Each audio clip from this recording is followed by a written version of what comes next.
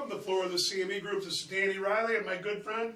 Tim Haefke from Top Notch Trading. Look That's what right. the wind blew in. That's right. Hey, Tim, I got to ask you about that by Delray, South Chicago weather spread that we've been talking about. Well, I'll tell you what, Danny, I'm all for it because I says I'm getting ready to get out of this town, and guess who's going to be moving in with MrTopStep? Yikes. Yeah. The Well, two of us, together the all the old time? No way.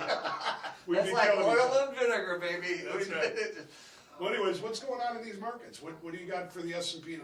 Well, I'm telling you, we're getting all these different looks, and I come in here yesterday and I explained about how the S&P, the mid-cap, and Russell last week have an outer trading range from the previous day. They take out the previous day's high and the previous day's low in the next session. Yep. It's all a negative look, but I say the NASDAQ refuses to see that kind of scenario unfold. And what happens yesterday?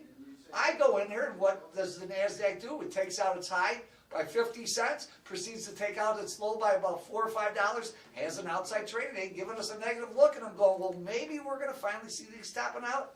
And Right. Danny, I keep saying the positive momentum is still there, and bingo, bango, what happens? The S&P, all-time highs, Yep. the NASDAQ making new contract highs, and it goes back to what I was talking about, how that NASDAQ has got that one price objective from that quarterly settle back in 2000 of March. That's right.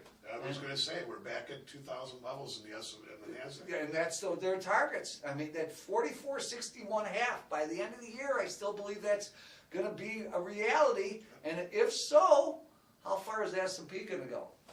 Well, I've been talking 2085, 2100 in the S&P for the last couple of months, even during the decline.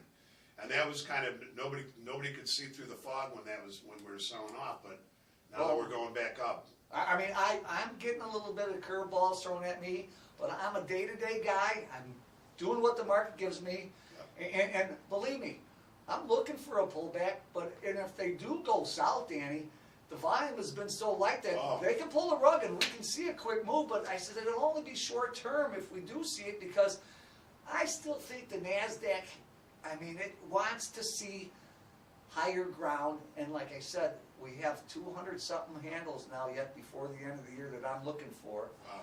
And I'm going to tell you guys, I'm coming in tomorrow, because if all you guys that are technical lookers and you like fib retracements and you like these channel trends I've been showing you, well, if you did your homework, there's a Fibonacci objective out there right now, and we could see that by the end of the week.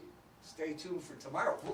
Oh, What okay. about that, Danny? Well, we'll leave it like that. No, I'm not going to leave it Okay, like that. alright, It's well, nice to see Danny come back to Thanks a Chicago. lot, Tim. You know I why? appreciate it. Because, boy, he knows. You've been in Chicago. We're breaking records for low colds in November all time. Yeah. Just like the SPOO all-time highs. Everything's crazy around here.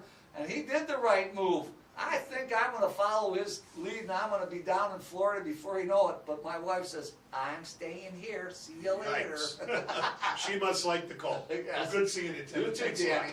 Thank you, guys.